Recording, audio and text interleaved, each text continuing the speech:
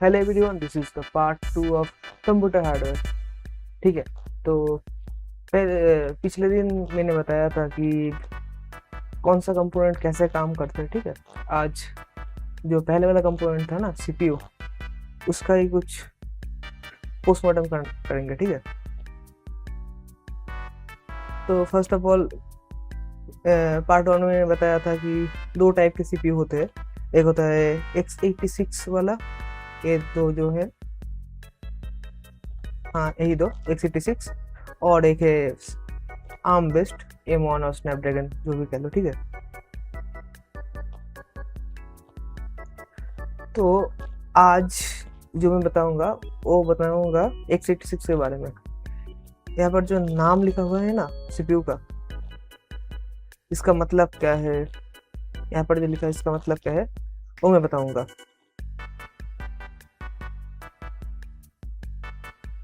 तो दो टाइप के सीपीयू मार्केट में अभी अवेलेबल है, इंटेल और AMD का। ठीक है। दोनों ही x86 बेस्ड है। तो इंटेल का जो नेमिंग सिस्टम है कुछ ऐसे काम करता है। इंटेल तो ब्रांड का नाम हो गया, ये वाला। उसके बाद कोड जो है वो एक सीरीज है। ठीक है। इंटेल कोड एक सीरीज है। उसके बाद i5 मीन्स कौन सा टीआई का प्रोसेसर है। सीपीयू जब बनता है ना, तब एक सिंगल चिप के ऊपर ही बनता है। हर कंपनी सीपीयू टॉप नॉच बनाना चाहता है। ठीक है।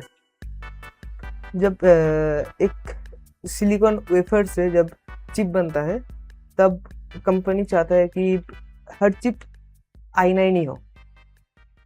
लेकिन कुछ खराबी के वजह से कुछ पार्ट सीपीयू का काम नहीं करता। अब जितना पार्ट काम नहीं करता, उसके वजह से उसके परफॉर्मेंस के उसके जो परफॉर्मेंस है उसके बेस पर हम लोग सीपीयू को डिवाइड करते हैं।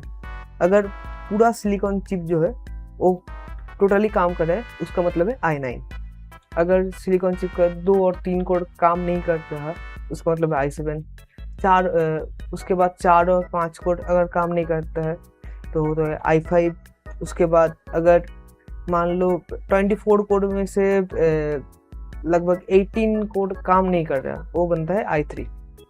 ऐसे ही चिप बनता है। ठीक है। चिप बनना तो i9 ही चाहता है, लेकिन बन जाता है i3 कभी कभी, मैक्सिमम टाइम, कभी कभी नहीं। तो जो i5 है, या कौन सा टीआर का प्रोसेसर है,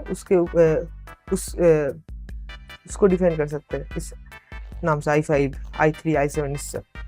उसके बाद जो पहला 2 डिजिट और जो पहला सिंगल डिजिट आता है, यहाँ पर देख लो, पहला जो डिजिट है यहाँ पर 4 है। 4 मीन्स 4th जेन। उसके बाद ये वाला जो नंबर है, लास्ट 3 नंबर है, उसको कहते हैं model number. Model number means इसका परफॉर्मेंस कितना है। i5 के अंदर भी बहुत सारा मॉडल नंबर होता है। i5 500, i5 450, यहाँ पर देखो i5 590। 590 means top tier. उसके नीचे 500 मीन्स मीडियम और परफॉर्मेंस टियर के अंदर आता है। 450 मतलब वो भी परफॉर्मेंस टियर के अंदर आता है। उसके बाद यहाँ पर जो लेटर है, लेटर मीन्स कौन सा सीरीज का प्रोसेसर है, और सफिक्स प्रीफिक्स जो भी कह लो इसे। यहाँ पर अगर यू लिखा हुआ होगा तो उसका मतलब है अल्ट्रा एफिशिएंसी, वो सबसे कमजोर प्रोसेसर है। उन लोगों को दिखाता हूँ सैंपल।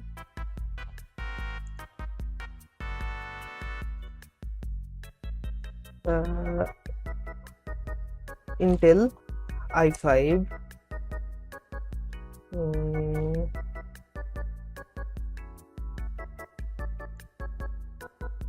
8250U। ठीक है। यहाँ पर जो U लिखा है वो है ना, इसका मतलब है लो पावर, इसका परफॉर्मेंस कम है। ये बेसिकली बैटरी एफिशिएंसी के ऊपर ज़्यादा ध्यान देने वाला प्रोसेसर है। उसके बाद है पी मीन्स परफॉर्मेंस, थोड़ा सा परफॉर्मेंस ज़्यादा मिलेगा लाइट वेट काम करने के लिए। एक्सेल, पीडीएफ, वर्ड डॉक्यूमेंट, थोड़ा बहुत गेमिंग, थोड़ा बहुत मतलब माइनक्राफ्ट टाइप के गेम आप लोग खेल सकते हो पी में। यू में चल जाएगा लेकिन चलाना मत ना, बहुत ही खत्म परफॉर्मेंस है यू के अंदर। यहाँ पर आप लोग देख सकते हो ये वाला you ultra low performance laptop के लिए। P means thin and light laptop, थोड़ा बहुत परफॉर्मेंस होता है। उसका आता है एच मीन्स हाई परफॉर्मेंस। मेरे पास भी एच वाला सीपीयू है, तो देख लो ये वाला i5 12500, इसका मतलब है 12th जनरेशन का सीपीयू है। और 500 इसका जो मॉडल नंबर है वो 500 है। और एच मीन्स हाई परफॉर्मेंस। और एक होता है H x means ultra high performance. कुछ गेमिंग लैपटॉप में आसूस का टफ, लेनोवो का लॉक, डेल का एलियनवेयर, ऐसे ऐसे गेमिंग लैपटॉप में एच मिल जाएगा आप लोगों को। अब बताए टी मीन्स बहुत ही लो परफॉर्मेंस, खत्म परफॉर्मेंस। जो मिनी पीसी होता है ना, छोटा वाला, आप लोगों ने देखा होगा स्कल कैंडी का कुछ है,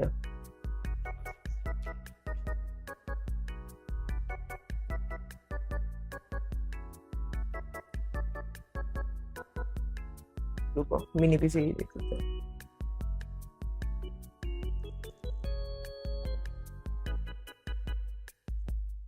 हाँ ये वाला, इसके अंदर जो टी वाला प्रोसेसर जो होता है ना, टी वाला, ये यूज करना पड़ता है क्योंकि साइज छोटा है। हीटिंग का भी ध्यान रखना पड़ता है। जितना ज़्यादा पावरफुल प्रोसेसर उतना ज़्यादा हीट वो प्रोसेसर जनरेट करता है, उसके लिए उतना बड़ा कूलिंग चेम्बर चाहिए। उसका आता है एफ मीन्स कोई ग्राफिक्स नहीं है इसके अंदर। मतलब अगर तुम इस सीपीयू को यूज करोगे तो तुमको एक ग्राफिक्स कार्ड मस्ट चाहिए, एक ग्राफिक्स कार्ड लगाना ही पड़ेगा, नहीं तो डिस्प्ले आउटपुट नहीं देगा। उसके अंदर आता है, उसके बाद आता है के मीन्स फुल्ली अनलॉक। तुम इसको ओवरक्लॉक कर सकते हो। अगर 3.9 गीगाहर्ट्ज है तो उसे तुम 4.2 गीगाहर्ट्ज और 5.3 गीगाहर्ट्ज जो भी चाहिए उसके हिसाब से तुम लोग उसको ओवरक्लॉक कर सकते हो। इससे परफॉर्मेंस बढ़ जाएगा, लेकिन हीटिंग का थोड़ा बहुत इशू आ जाएगा, थोड़ा नहीं बहुत इशू आ जाएगा हीटिंग का। थोड़ा सा के अंदर ग्राफिक्स ड्राइवर होता है, ठीक है। इसके अंदर कोई भी ग्राफिक्स कार्ड का नीड नहीं है और ये अनलॉक्ड है, मतलब इसको आप लोग ओवरक्लॉक कर सकते हो। ओवरक्लॉक बेसिकली वोल्टेज से होता है। आप लोगों ने सुना होगा ओवर वोल्ट अंडर वोल्ट एक सीपीयू को किया जा सकता है, उससे हम लोग इसको ओवरक्लॉक और अंडरक्लॉक कर सकते हैं। और एक आता है केएस मीन्स स्पेशल एडिशन। इसके अंदर हायर क्लॉक स्पीड होता है, ठीक है, लेकिन कोड कम होता है। मतलब अगर i7 का कोई केस प्रोसेसर आप लोग लेते हो, उसके अंदर नॉर्मल i7 में क्या होता है 12 कोड और 14 कोड होता है। अगर केस लोगे तो उसके अंदर 8 कोड होगा, लेकिन जो भी कोड होगा सब परफॉर्मेंस कोड होगा।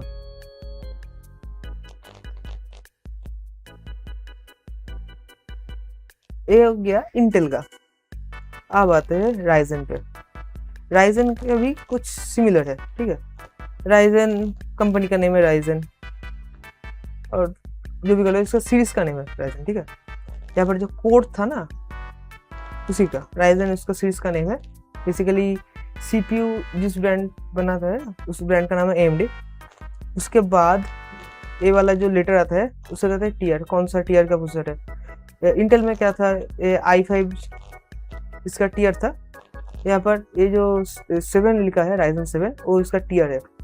उसके बाद जो आता है ना, जो नंबर आता है 4 डिजिट का, उसके जो पहला डिजिट होता है ये वाला 7, उसका मीन्स 7 जनरेशन। उसके बाद जो है उसका मॉडल नंबर है। अगर यहाँ पर 7800 X3D है, ठीक है।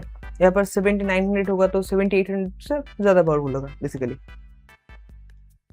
800 से हम लोग मॉडल नंबर पहचान सकते हैं, जितना कम नंबर उतना लो एंड प्रोसेसर। उसके बाद जो आता है X3D और नॉर्मल 3D, नॉर्मल AX, इसका भी कुछ मतलब है, ठीक है। X3D जो है वो ज़्यादा भी कैचे देता है हम लोगों को। भी कैचे मीन्स देखो मेरे इसके अंदर L3 कैचे कितना है 18 MB, मतलब 18 MB का कैच है मेरा CPU के अंदर। यहाँ पर लगभग 45 से लेके 60, कभी कभी 80 MB का भी कैचे मिल जाता है। कैचे अगर ज़्यादा होगा तो प्रोसेस जल्दी कंप्लीट होगा, उससे ज़्यादा फ्रेम मिलेगा, उससे ज़्यादा परफॉर्मेंस मिलेगा, ठीक है। X means high performance AMD के लिए। X ज़्यादातर कहाँ यूज होता है, अगर कोई पीसी बिल्ड करता है गेम खेलने के लिए और मल्टीटास्किंग करने के लिए, उसके अंदर X आता है। उसके बाद आता है X3D। X3D आप लोगों को बताया दिया, X3D के अंदर भी कैचे ज़्यादा है, गेमिंग के लिए बेस्ट है ये। उसके बाद आता है G। G के अंदर क्या होता है कि इसके अंदर आप लोगों को इंटीग्रेटेड ग्राफिक्स कार्ड मिलता है, तो कोई भी ग्राफिक्स कार्ड अलग से लगाने की ज़रूरत नहीं है। उसके बाद आता है GE। G means low performance. इसके अंदर जो ग्राफिक्स कार्ड है, लेकिन जो इंटीग्रेटेड ग्राफिक्स है वो ज़्यादा परफॉर्म नहीं कर सकता। क्या बताऊँ, मतलब इंटेल का जो पहले UHD जो ग्राफिक्स आता था ना, उसके ज़्यादा परफॉर्मेंस इससे मिलता है। उसके अंदर आता है XT।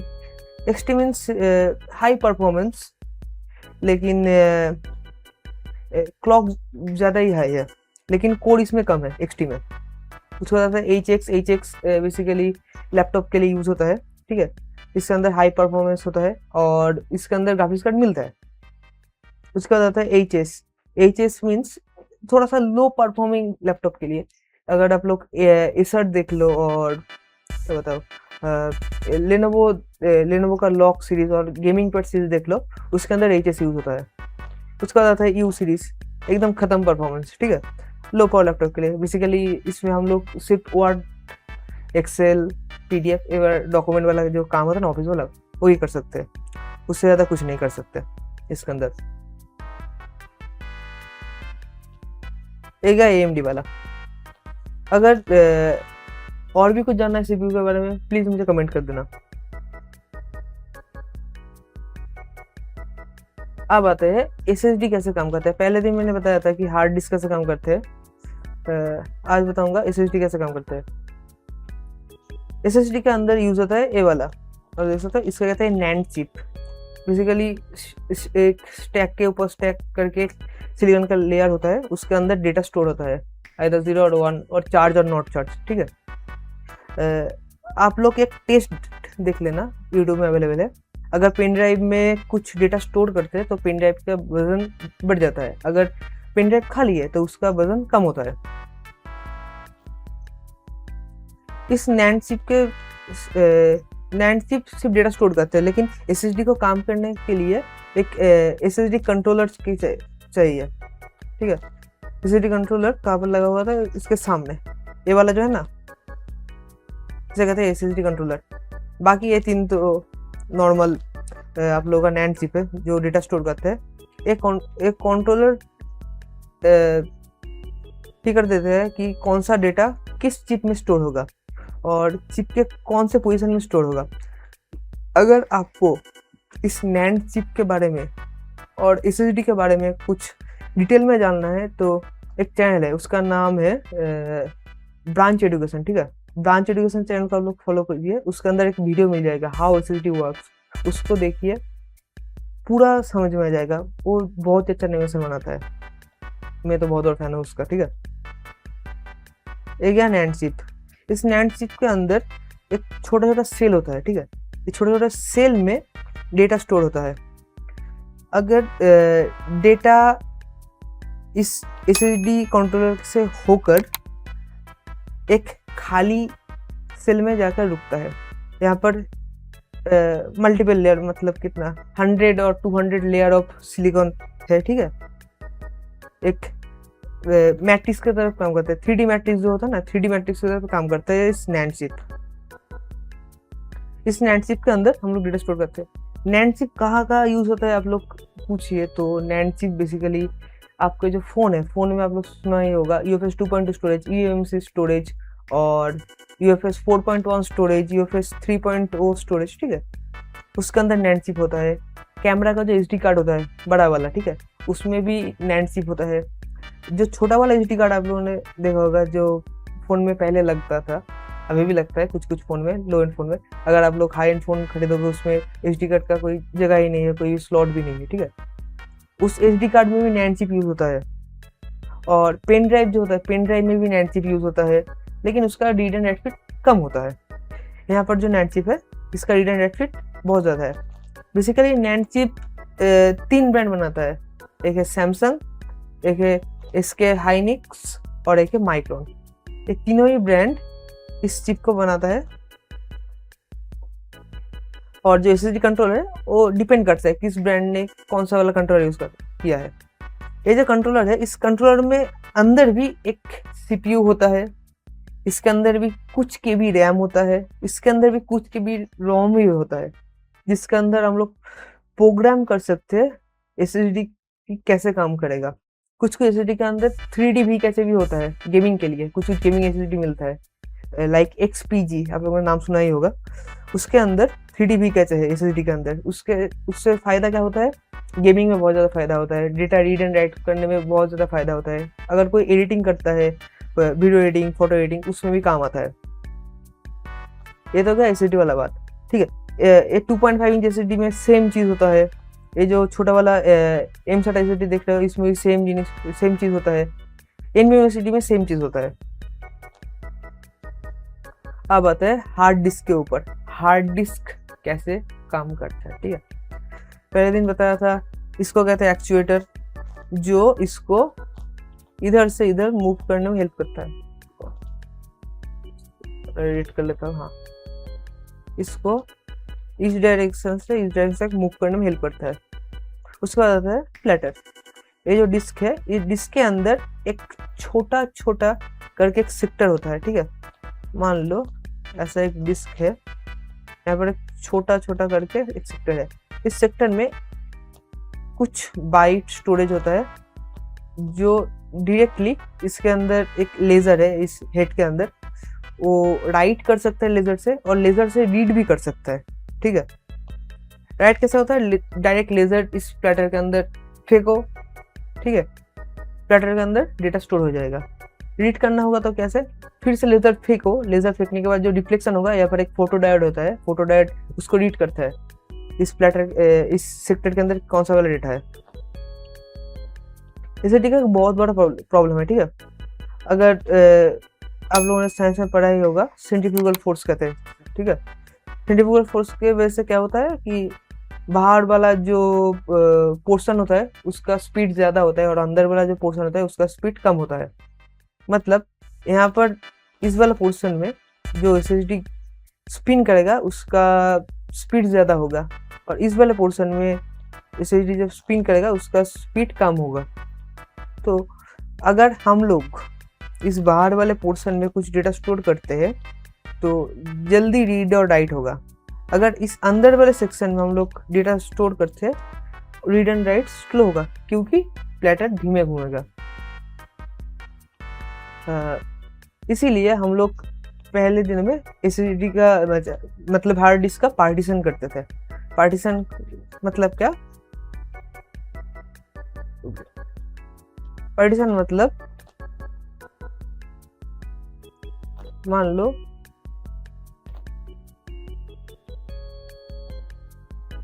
इस लाइन के बाहर वाला जो है वो होगा C ड्राइव, इसके अंदर जो होगा वो D ड्राइव। क्यों, विंडोज को चलाने के लिए रीड एंड राइट स्पीड ज़्यादा लगता है, इसीलिए बाहर वाला जो पार्टीशन होगा जिसका स्पीड ज़्यादा होगा उसी में हम लोग विंडोज इंस्टॉल करेंगे। अंदर वाला जो पार्टीशन होगा उसका रीड एंड राइट स्पीड कम होगा, उसके अंदर हम लोग मूवी, कभी डॉक्यूमेंट, म्यूज़िक, फोटोज़ कुछ भी स्टोर करेंगे। इससे फ़ायदा क्या होगा, रीड एंड राइट ज़्यादा मिलेगा, कंप्यूटर ज़्यादा रिस्पॉन्सिव होगा। और क्या बताओ, अगर गेम कोई खेलता है हार्ड डिस्क के ऊपर, ठीक है, हार्ड डिस्क के ऊपर अभी भी बहुत सारे लोग गेम खेलते हैं, उसमें गेम अच्छा चलेगा। हाँ, ये तो क्या प्लेटर वाला, ठीक है। ये जो हेड है, हेड के अंदर दो चीज होता है, एक होता है लेजर जो डेटा राइट करता है, और एक होता है फोटो डायोड जो लेजर का रिफ्लेक्शन से डेटा रीड करता है।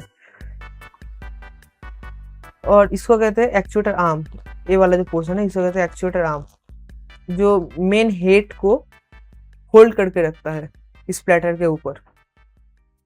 ये जो स्टील वाला प्लेट देख रहे हो इसको कहते हैं स्पिंडल। इसके अंदर एक मोटर होता है जो शायद से कितना 4000 आरपीएम से लेकर 7000 आरपीएम तक घूमता है, डिपेंड करता है कौन सा वाला हार्ड डिस्क ले रहे हो, उसके आरपीएम जरूर चेक कर लेना अगर हार्ड डिस्क ले रहे हो तो।